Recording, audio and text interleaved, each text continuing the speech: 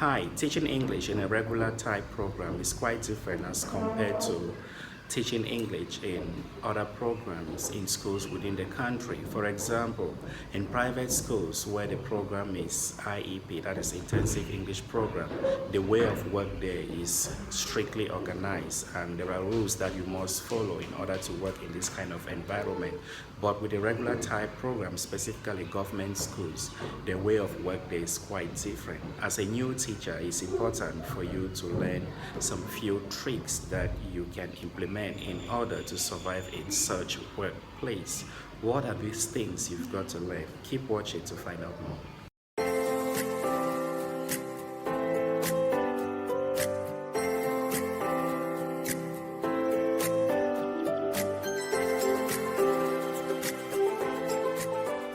Welcome back. If you're just tuning in, this is NDANGOH'S Diary, and the topic for today is how to effectively work in a regular type program. Like I explained, working in a regular type program as a foreigner teaching English is quite different as compared to other programs in schools within the country. That is because regular type programs that incorporate English are a bit relaxed in their approach. This is quite common with government schools where you might find a work environment relax and perhaps there are little or no discipline to help control the students. As a new teacher, it's important for you to be aware of this situation, and it's equally important for you to know few tricks that you can use in order to successfully work in this kind of environment. The first thing you might want to think of is for you to lower your expectation. If you're teaching English in a regular type program, do not come thinking that everything you learn in your TFL program is exactly what you might want to implement in the classroom, because there will be a big challenge. Students in a regular type program barely know English. They are hardly exposed to the language. Their communicative ability is quite low.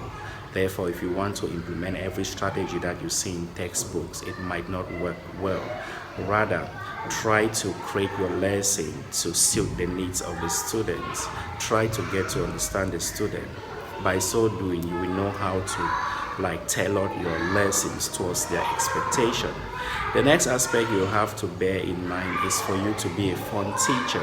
Like I earlier mentioned, in private schools that deals with the intensive English program, teaching there might be serious. The students are committed, parents as well. Thai staff, they want you to teach English specifically, but with a government school where you're working in a regular type program, fun is what you've got to implement.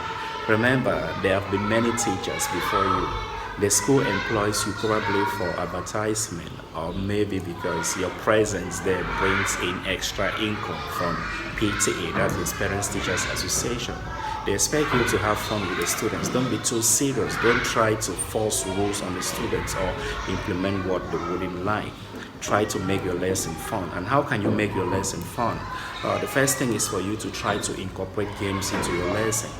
Try as much as possible to make a lesson plan that has games which are related to the topic you're teaching, and always try to allow the students to actively participate in the lesson, maybe in the form of speaking, or you give them additional work to do. I'll tell you what, 90% of kids in Thailand love drawings, so painting, drawing is something you might want to include in your lesson. They will love it so much because they like to draw. That strategy you have to bear in mind in order to successfully teach English in a regular type program is for you not to force students to speak English. Like I earlier mentioned, English ability with students in government schools is quite low. If you're working in a regular type program, you might want to be patient with your student, especially during the first few weeks of school.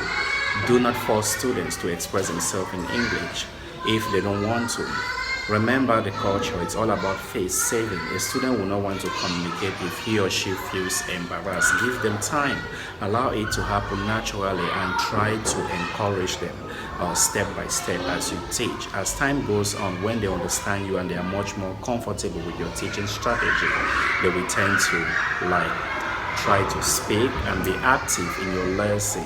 Before I dive into the two final points that you have to consider when teaching English in a regular type program, I'm pleading on you to subscribe to my YouTube channel. This channel deserves some love. Please do that by hitting the subscribe button. The fourth point you have to consider while teaching English in a regular type program is that you shouldn't expect much support from the Thai staff.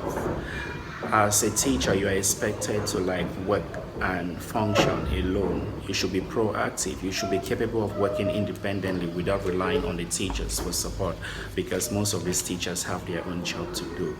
The Thai way of teaching, they are highly engaged in extracurricular activities. It will be very unlikely to see a teacher coming in to help you in your classes. If you're dealing with a big class size, learn about classroom management on how to manage this group of students in order to make your lesson much more effective.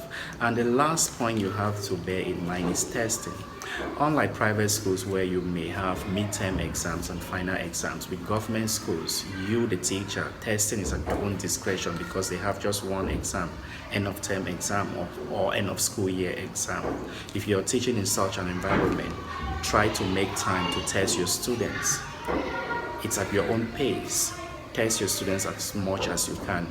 I, for one, I give 4 tests to my student before the final exam at the end of the term or final exam at the end of the academic year.